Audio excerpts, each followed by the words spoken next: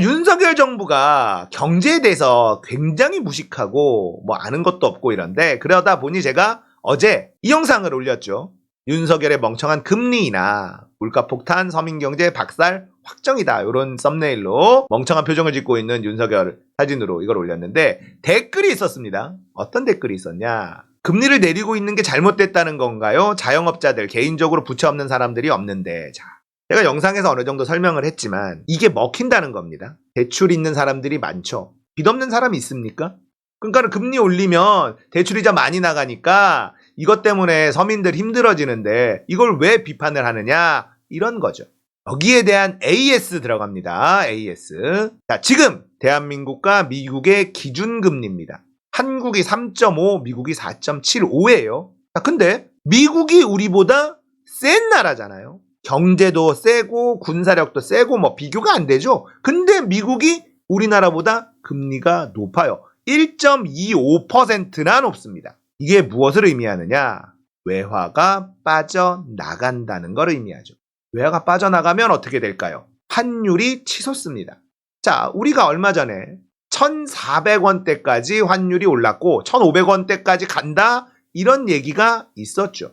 근데 지금은 1,200원대로 갑자기 내려갑니다. 왜 내려갔는지 이해가 안 됐는데 그런 일이 벌어졌어요. 자, 윤석열이 지금 강제로 억지로 금리를 낮추고 있거든요. 시중금리를 낮추고 있는 거죠. 기준금리는 지금 1.25 굉장히 차이가 많이 나고 있는 상황인데 어쨌든 환율이 내려갔어요. 그런데 자, 결국은 어떻게 되느냐? 지금 쭉 내려가다가 고개를 빼꼼히 쳐들고 있습니다. 1283원까지 됐어요. 1300원이 눈앞이죠. 인위적으로 환율을 건드리는 것도 한계가 있어요. 저 잘 나가는 미국의 금리가 우리나라보다 압도적으로 높은데 외화가 안 빠져나갈까? 빠져나갈 수밖에 없어요. 돈은 결국은 그 흐름대로 갑니다. 그러면 금리 인상을 해서 쫓아가야 되는데 코픽스 금리가 있거든요. 우리나라 부동산, 담보대출 뭐 이런 거에 영향을 끼치는 코픽스 금리가 지금 보시면 떨어졌어요. 기준금리는 계속 올라갔는데 코픽스는 떨어졌어요. 이게 윤석열 정부가 억지로 이렇게 만들어낸 겁니다. 대출이 많으니까 금리 누르면 서민들 좋은 거 아니냐? 다시 한번 설명드릴게요. 금리를 왜 올릴까요? 물가가 오르기 때문에 금리를 올리는 거예요. 물가는 왜 오르는 겁니까? 화폐 가치가 떨어지기 때문에 그렇습니다. 화폐 가치는 왜 떨어집니까? 돈이 시중에 많이 풀려 있기 때문입니다.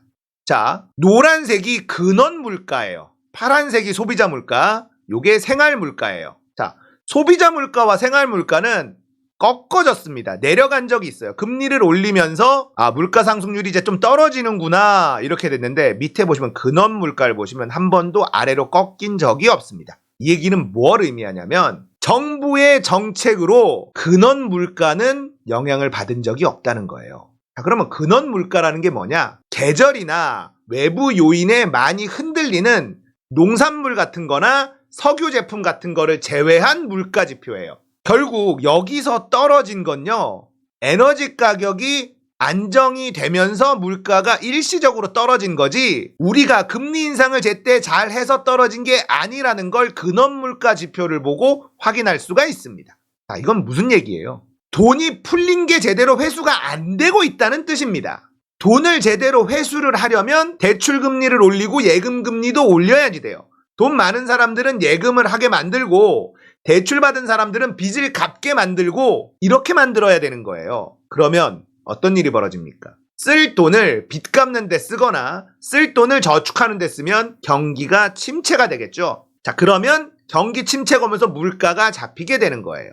지금 윤석열이 하고 있는 짓이 왜 위험하냐? 스태그플레이션을 불러올 수 있기 때문에 그렇습니다. 단순히 내가 빚이 있어서 대출금리 인상 안 하는 게 좋아 보이지만 더 큰 사고를 치게 된다는 거예요. 자, 보통 물가가 오른다는 건 뭐냐? 경기가 과열돼 있다. 경기가 좋을 때 물가가 오릅니다. 그런데 지금 물가가 미친 듯이 오르고 있는데 경기 어떻습니까? 안 좋잖아요. 인플레이션을 잡지 못하면 스태그플레이션을 맞을 수가 있어요.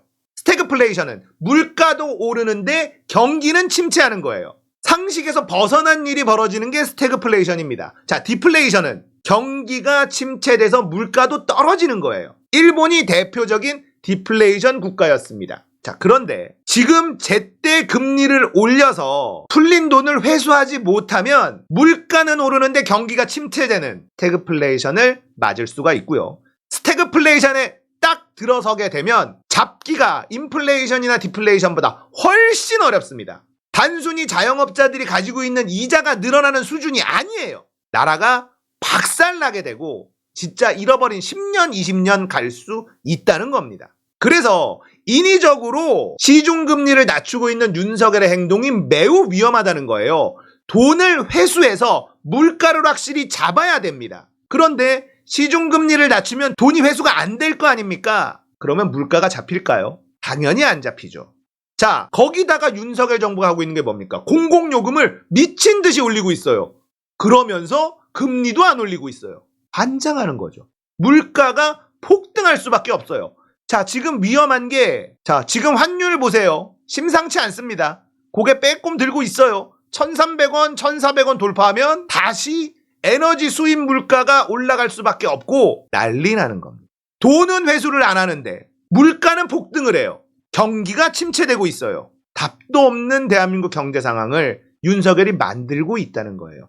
단순히 내가 빚이 있는데 그 빚 이자를 줄여주니까 잘한다라고 얘기하면 안 되는 겁니다. 큰일 나는 짓을 윤석열이 하고 있다.